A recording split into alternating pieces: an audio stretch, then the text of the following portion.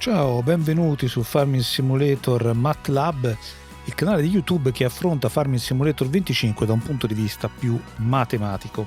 E oggi parliamo di una nuova mappa, la Whitcomb Park, giunta alla versione 1.2, che non è disponibile su Modab, ma in fondo al video vi racconto come si fa a scaricare e installare, e poi facciamo anche due parole su questo canale che ormai è un po' di tempo che non pubblica video, insomma ne parliamo insieme. Però adesso andiamo dritti a vedere le funzionalità di questa mappa, che sono abbastanza interessanti. Allora, come prima cosa ci si ritrova caricata la partita all'interno della casa principale della mappa se si è acquistato il pacchetto base. Quando si comincia il gioco, se si parte con la fattoria base, intendo dire. La mappa chiaramente è gratuita, ci mancherebbe, poi vi dico tutto in fondo.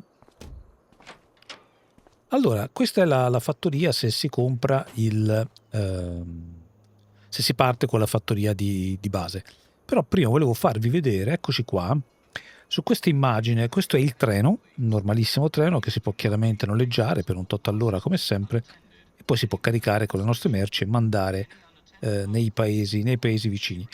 Questo l'ho voluta mettere come immagine di apertura perché ci racconta un po' la caratteristica di questa mappa, che è l'estrema cura dei dettagli, l'estrema personalizzazione delle immagini, vedete, degli asset.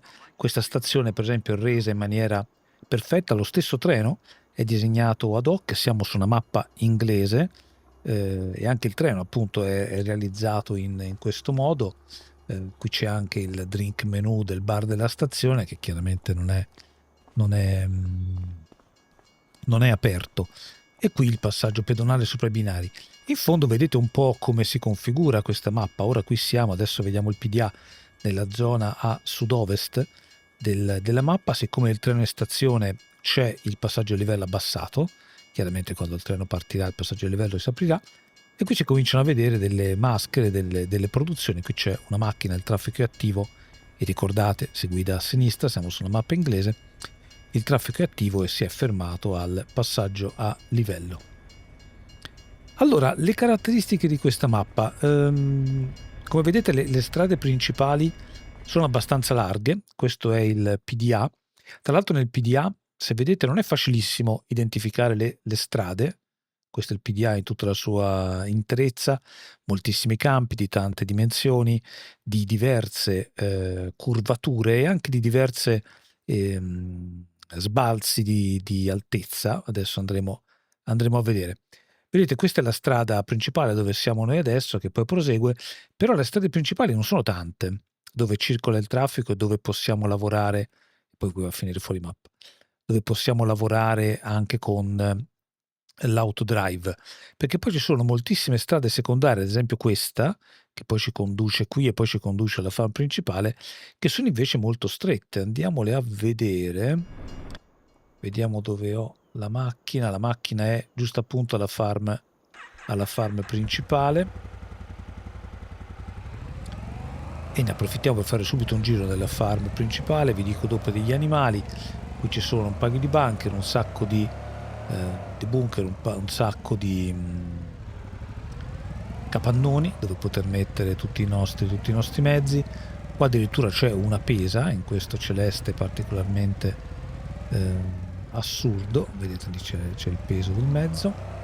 Allora vedete, le strade, dicevo, più piccole sono veramente molto piccole, e anche gli spazi per fare manovra, per quanto poi i bordi non siano bloccati e quindi si può facilmente sbordare, gli spazi per fare manovra sono tutto sommato angusti. Vedete, qui si passa attraverso questa piccola casa, qui si arriva direttamente a un campo, vedete lo spazio per entrare nel campo è pochissimo. Qui tutto sommato siamo in zone anche abbastanza larghe, ma se ci spostiamo su altri terreni dove adesso andiamo mentre parliamo, vedete che lo spazio è abbastanza basso. Dove voglio arrivare? Voglio arrivare al fatto che questa è una mappa, questo per esempio è abbastanza, è il campo più piccolo della mappa, adesso è coltivato alfalfa, adesso parleremo anche delle culture. Questo è un campo completamente recintato, vedete, un po' piccolo. Questo è il cancello d'ingresso e qui per entrarci anche soltanto con la falciatrice di dimensioni un pochino larghe non ci si entra e non c'è fisicamente lo spazio per fare manovra. È una mappa pensata, io direi, lo dico subito quello che penso, per fare per essere completamente immersiva, fare proprio un gioco di ruolo quasi, mettersi lì con piccoli mezzi e lavorare su queste mappe. Attenzione a non averli troppo piccoli però, perché le pendenze sono anche importanti. Se per esempio andiamo, mi sembra, nelle zone più, e qui già si può percepire, nelle zone più al nord della mappa vedete che ci sono dei campi che partono a valle e poi salgono in maniera significativa. Questo peraltro è un campo di 2,5 ettari, non grosso ma neanche piccolissimo. È chiaro che lavorato con mezzi piccoli un po' di tempo ci vuole. Qui invece andiamo in un altro campo di 3 ettari passati, e anche qui vedete che le pendenze tutto sommato ci sono, quindi c'è da stare comunque utilizzare mezzi piccoli ma anche con una discreta potenza. Però questo è anche un po' il bello della mappa, perché è una mappa veramente studiata nei minimi dettagli dal punto di vista grafico. Ora qui ho installato le texture HD, poi dopo parleremo di questo, anzi no, ne parliamo subito. La mappa si presenta in una versione base che si installa e si mette nel file delle mod, ecco fatto. Però si possono anche sovrapporre delle texture ad alta risoluzione, un po' come abbiamo anche visto nelle mappe italiane di Edo, insomma in tanti lo fanno, che danno degli effetti grafici chiaramente molto migliori. Peggiorano anche le prestazioni, però il mio computer non è un fulmine di guerra, la scheda madre ormai ha 5 anni, ho cambiato la scheda video, adesso una 4070 non TI, una 4070 base, e la mappa gira splendidamente senza bisogno di fare nessun tipo di revisione. Come vedete l'orizzonte si muove perfettamente. Però ecco, le texture poi si apprezzano particolarmente quando si va verso i muretti, quando si va verso i casolari costruiti apposta, anche se qui siamo fuori dal centro, però comunque sono molto carini. Andiamo a vedere il centro, ci arriviamo da qua. Questo è un altro pezzamento di terra, ci sono molte cose comprabili, adesso poi andremo a vedere. Qua invece dove si articola il centro del paese, con queste case tutto sommato moderne, anche se guardando anche i camini chiaramente di stile inglese, e poi questa chiesetta molto molto britannica a fianco a questo punto vendita, dove c'è anche il classico cimitero come è tipico dei piccoli paesi. Non so se sentite anche il rumore delle campane in sottofondo.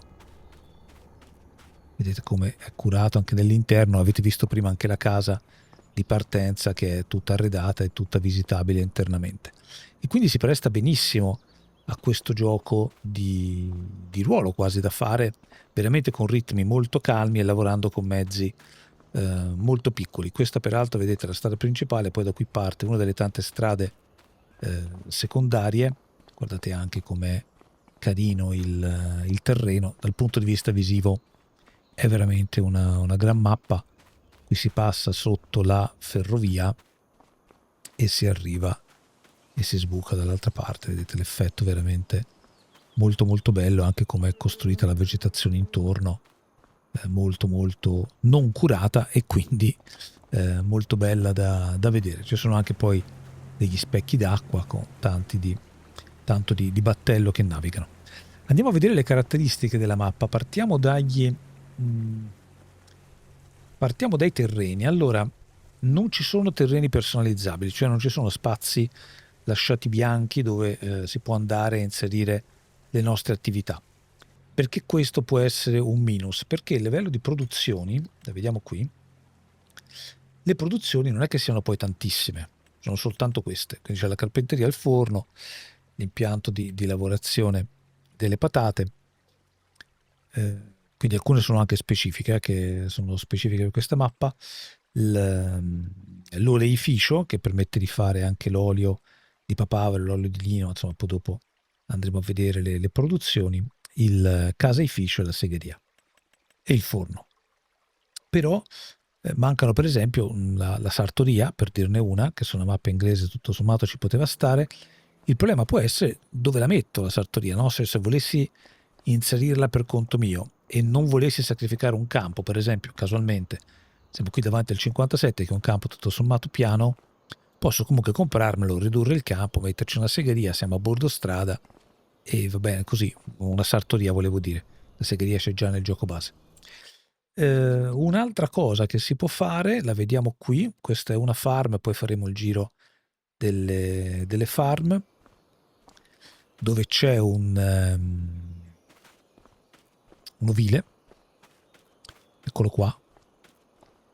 Questo ovile adesso non ho comprato la farm, quindi non posso farvi vedere, come facciamo subito. Eccoci, questo è un ovile dove si possono andare a mettere le nostre capre, poi parleremo comunque dopo degli animali. Qui davanti però c'è questo meraviglioso campo, lo vedete qui, che non è già arato, quindi volendo si può arare e trasformare in un campo normale, tutto perfettamente recintato. Quindi per esempio qual è una cosa che possiamo fare per ricavare anche un po' di spazio in pianura? Può essere ad esempio quello dal menu di costruzioni, io vi dico un po' come giocare la mappa, chiaramente per come la giocherei io, poi non è che bisogna fare per forza così. Dicevo, dal menu di costruzioni posso andare a prendere l'ovile, lo posso vendere e libero lo spazio. Vedete peraltro che il terreno che è rimasto è perfetto, non c'è nessun residuo dell'ovile, forse che abbiamo dei sassi, no vabbè, comunque tutta roba ordinaria. E quindi abbiamo ricavato un po' di spazio per metterci altre cose che vogliamo mettere, altre, per esempio una produzione che manca o se vogliamo, se ci piace anche mettere un capannone in più.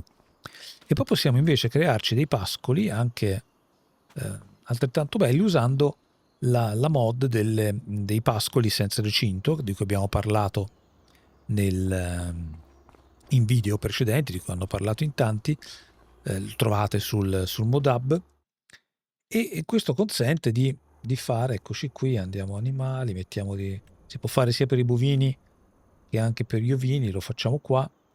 Questo è uno dei pascolo senza recinzione, appunto la mod che prevede l'irrigazione automatica. Questo invece non prevede l'irrigazione automatica, quindi qui dipende come poi volete giocare. E alla fine si può inserire questo adesso lo piazzo a caso senza preoccuparmi neanche delle pendenze del terreno. Si può quindi inserire questo pascolo, poi si può personalizzare la recinzione in modo, si parte da qua, si può fare chiaramente come vogliamo, recinzione che è invisibile, ma non è invisibile per le pecore che la osserveranno, quindi non usciranno mai dalla recinzione. Possiamo fare grande chiaramente a piacere.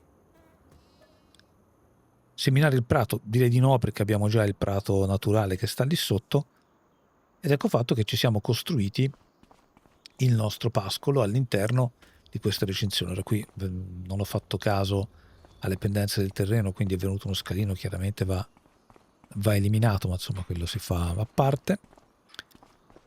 E qui posso andare a buttare dentro un centinaio, no di più, 313 pecore.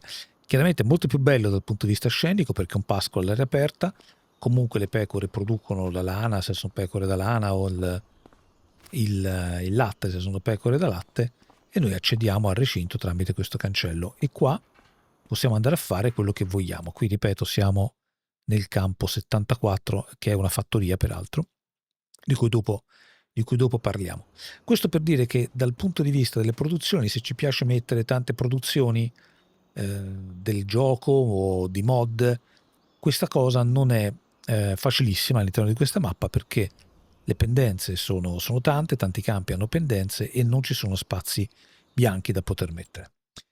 Però ripeto, è una mappa che va giocata così a ritmo basso per quello che ha dentro ed è sicuramente molto molto divertente e molto molto bella da vedere. Dicevo degli appezzamenti, parliamo di qui. Allora, qui siamo su una fattoria. Avete visto, l'abbiamo comprata, non costa neanche tanto, sono 200.000 euro, ma la fattoria base, che però mi sa abbiamo già, sì, questo posso venderla a 206.000 euro, che è quella che abbiamo visto prima. Qua su c'è un'altra fattoria, la 78, che costa solo 65.000 euro. Chiaramente non ha molto, ha questo campo per fare allenare i cavalli e poi al suo interno ha semplicemente un casolare, un piccolo magazzino, però può essere un modo, per esempio, per partire con una simulazione piccola, no? Spendendo 65.000 euro abbiamo già la nostra fattoria di partenza e possiamo cominciare a lavorare. Già che siamo qua, andiamo a una delle produzioni più belle, il mulino, il Green Flour Mill, che è questo qua, e permette di fare farina di diversi tipi. Dopo vedremo le varie coltivazioni. Peraltro si può salire al suo interno. Ora non stiamo, buttiamoci di sotto, farvi vedere ancora un po' la mappa dall'alto. Ci sono poi anche altre farm, scopritele da soli tranquillamente. Anche la 69 per esempio è una farm, vedete 124.000 euro come costo, non è tanto. Anche qui abbiamo qualche capanno da mettere, la casa chiaramente dove andremo a stare, qui altri capanni dove mettere le cose, e non ci sono stalle per esempio qui, no? Quindi se uno volesse potrebbe partire facilmente da qui. C'è un bel piazzale anche qui dove si può inserire qualcosa di piccolo, che poi un po' di spazio di manovra davanti al capannone principale servirà, però è estremamente personalizzabile il punto di partenza. Qui siamo anche vicino agli specchi d'acqua, quello laggiù il biogas. È estremamente personalizzabile il punto di partenza, ci consente di giocare la mappa un po' come vogliamo, se ci piacciono gli animali oppure no. Se ci piacciono gli animali, la farm di partenza, se fate il nuovo, la farm di base, insomma, prevede due... Ah, è vero che se si fa il visita qui, si finisce intrappolati eccoci, si finisce intrappolati dentro il recinto degli animali. Per esempio questa farm di partenza, oltre ad avere un sacco di capannoni, il deposito della benzina, la pesa che abbiamo visto prima, qua questo è il silos, ha anche due allevamenti per mucche. Uno che non prevede il latte, dove quindi si possono mettere una cinquantina, mi pare, sì, una cinquantina di mucche non da latte. Poi giù per questa discesa, ci siamo passati prima, si arriva a quest'altro capannone che contiene un allevamento di mucche invece da latte. Qui ce ne stanno 100, Milking Parlour. Eccolo qua, qui dove si preleva il latte. Qui c'è anche una specie di simulazione della mungitura, carino, provatela se venite qui dentro. E qui si possono quindi inserire le mucche da latte e partire con un doppio sistema di allevamento. Peraltro le razze sono, e passiamo a parlare di animali, le razze sono diversificate rispetto al gioco base. Vedete, ci sono qui le classiche razze di animali, però poi abbiamo anche il bestiame delle Highlands, abbiamo l'Hereford Cattle, ma soprattutto il Jersey Cattle, che è appunto una razza personalizzata che vedete costa molto, 1.950 la mucca di 18 mesi. Se prendiamo la classica Holstein è 1.175, quindi costa significativamente di più, però produce più latte. Quindi in funzione di qual è il nostro modo di giocare potremo anche scegliere questa razza, che è una razza che si trova più facilmente nelle zone in cui è stata sviluppata la mappa, che ci consente di fare anche più latte. Lo stesso vale anche per le pecore. Vediamo se andiamo qua, dove possiamo... Questo è il recinto che abbiamo costruito prima. Oltre alla capra abbiamo questa Blueface dell'Ester, che costa di più anche questa, 788. Per come ho visto io non ha una maggior produzione di lana. Queste sono mucche da lana, se vogliamo il latte dobbiamo usare le capre come nel gioco base. Sono però molto belle, l'unica differenza è questa, però ripeto, se facciamo un po' di gioco di, ruolo, anche questa cosa tutto sommato è carina, ed è anche carino sapere che stiamo mettendo nel nostro pascolo delle capre, delle pecore autoctone del luogo. Inoltre questa mappa non ci sono allevamenti già sistemati di suini, non sono nella mappa, chiaramente si possono piazzare, e c'è una razza particolare di suino, anche questa costa un po' di più e quindi poi acquista più valore man mano che va avanti nel tempo. Io adesso in questo save base non ho installato una farm di un allevamento di suini, chiaramente si può installare. Ci sono in più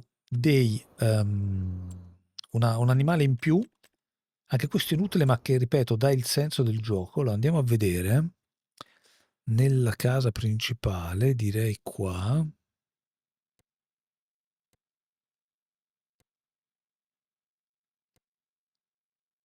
Strano che non si veda. Vediamo, andiamo alla casa principale, chiaramente c'è riportata all'interno, ma bene l'occasione per rivederla. Scendiamo giù. Usciamo dalla casa, qui a sinistra c'era e adesso non c'è. Interessante questa cosa. Nel senso che qui c'era un piccolo recinto di conigli. Ora, non ricordo di averlo rimosso io. Non vorrei che nell'ultima patch poi vi dico come funziona il sistema di aggiornamento della mappa. Non vorrei che sia stato rimosso dall'ultima patch. Vediamo se possiamo inserirlo. Sì, il Rabbit Hatch, eccolo qua. O Hatch. Perché non l'ho comprata? Terreno non di proprietà. Allora, scusate un attimo, andiamo subito a vedere. Ero convinto di averlo comprato. Infatti vendi. La mappa è chiaramente mia. Quindi posso... E si trovava nel gioco base, poi vedrete. Però adesso... no, allora se non è di mia proprietà vuol dire che ha cambiato qualcosa l'ultima patch. Però si può anche inserire un campo di... l'ho proprio buttato brutalmente lì. Un recinto di conigli che però non fanno altro, un po' come le galline. Infatti non ci sono le galline, nel senso che si comprano, gli si dà l'acqua, gli si dà il cibo e poi loro aumentano di prezzo e poi si vendono quando sono più cresciuti. Questo può essere appunto carino da vedere, però non hanno nessun valore significativo rispetto al gioco. Quindi questo per quanto riguarda gli animali. Sempre nella farm principale vi faccio anche vedere il farm shop, che è qua, che è una specie di bottega della fattoria, dove qui noi andiamo a scaricare le nostre merci.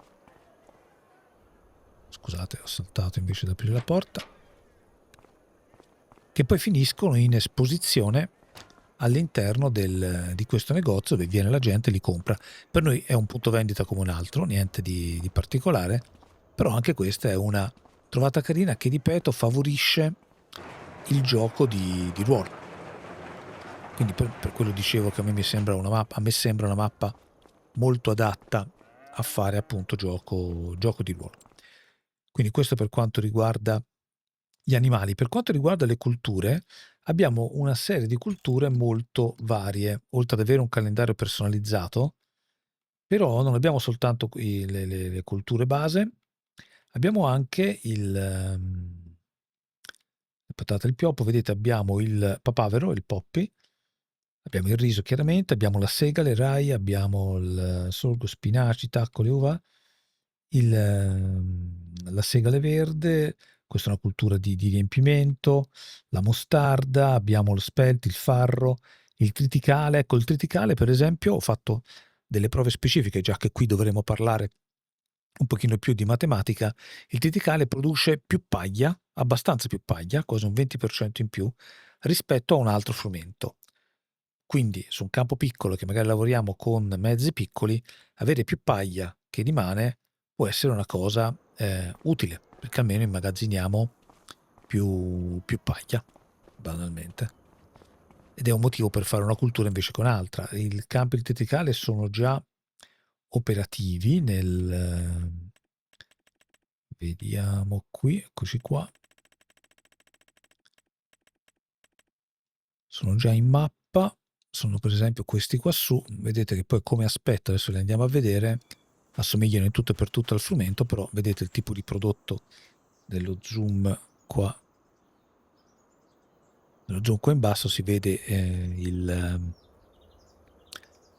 tipo prodotto triticale, che appunto si può raccogliere con le normali raccoglitrici da frumento, e producono, ripeto, molto più paglia. Questa l'ho verificato personalmente. C'è anche l'alfalfa, il campo che abbiamo visto prima, quello super piccolo, quindi adesso non lo ritroveremo mai, eccolo qui. C'è anche l'alfalfa, che dovrebbe avere una maggior resa in termini di produzione di erbe e di fieno. Francamente, da una piccola prova che ho fatto, non l'ho vista questa maggior resa. Sicuramente è più bello da vedere rispetto a un normale campo di erba, però ripeto, qui appunto non si gioca tanto sulle differenze matematiche di resa, su come far guadagnare meglio i soldi, si gioca più veramente sul senso di giocare di ruolo. Quindi qui c'è l'alfalfa, lo vado a raccogliere, poi lo ripianto, ed è bello così. Altre culture particolari, vabbè, abbiamo detto, sono tutte quelle di cui abbiamo parlato. Per esempio il farro, e andiamo a parlare di produzioni, la segale, scusate, volevo dire, si può usare anche per fare la farina. Peccato che non si possa fare col farro, e col farro praticamente non ci possiamo fare niente, però con la segale possiamo fare la farina. E con la farina normale, non farina di segale, poi nel forno si può andare a fare il pane. Anche qui non si può fare il pane di segale, ma la segale produce una farina normale che poi viene usata per fare il pane normale. Quindi diciamo qui c'è un elemento di personalizzazione che poteva essere anche un pochino più spinto rispetto alle premesse, no? Cioè parte veramente molto bene con tante opzioni, poi dopo però alla fine della fiera, quando si va nelle produzioni, bene o male si torna alle stesse cose. Sempre nelle produzioni, interessante l'impianto di lavorazione patate, con cui si possono fare varie cose. Le patate richiedono grandissimi spazi. Andiamo a vedere se c'è un campo di patate già operativo. Eccoci qui. Per esempio il 55 è un campo enorme. Qua andiamo a vedere. Qui peraltro una pendenza enorme, quindi qui serve veramente guardate che pendenza, serve veramente una potenza non da poco. Volevo vedere qual era lo spazio di movimento. Lo vedete dalla strada, non c'è tantissimo spazio, chiaramente c'è anche un po' di erbaccia. Vedete lo spazio è questo qua per entrare, quindi siamo proprio questa è la strada che porta al campo, e questo è l'accesso al campo, al 55, con poi queste pendenze, quindi anche la coltivazione di patate non è banale. Però ripeto, può essere sicuramente una cosa divertente, proprio per giocare. Guardate anche quanto è bello il panorama qui intorno, e appunto soprattutto soddisfacente per la vista, perché è una mappa effettivamente molto molto molto bella.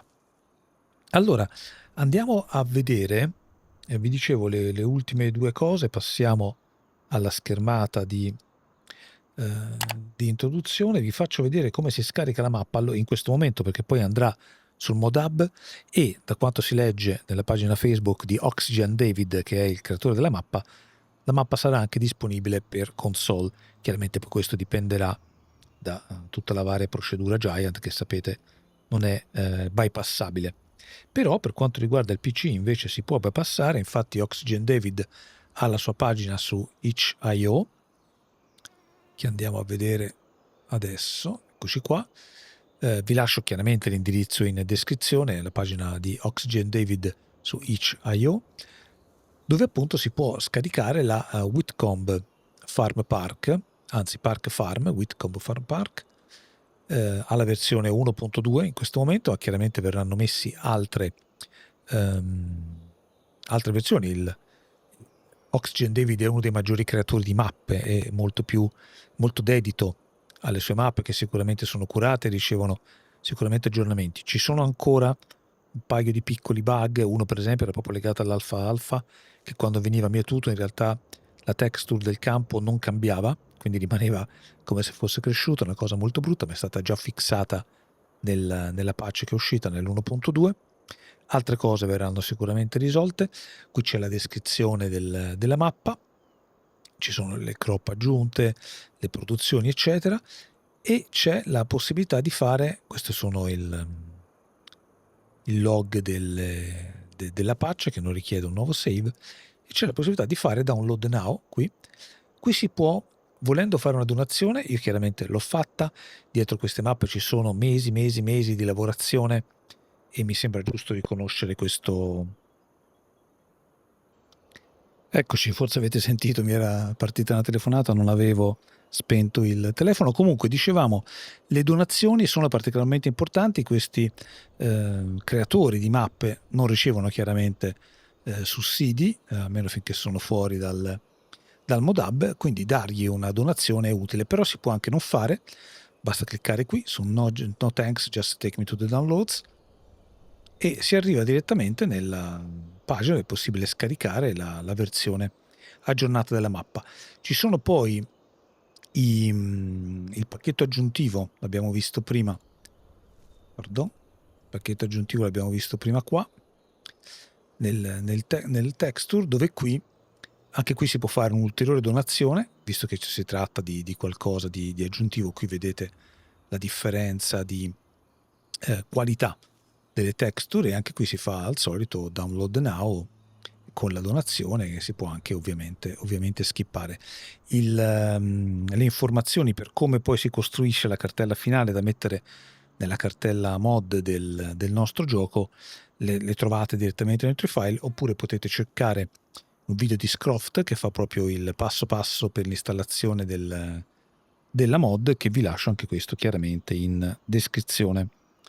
E risolto anche questo, due parole sul sito. Vedete, siamo fermi da tanti mesi, purtroppo resterà così. Io ho avuto qualche problema, poi ho avuto qualche problema altre persone vicino a me, insomma non ho avuto più grande tempo per giocare.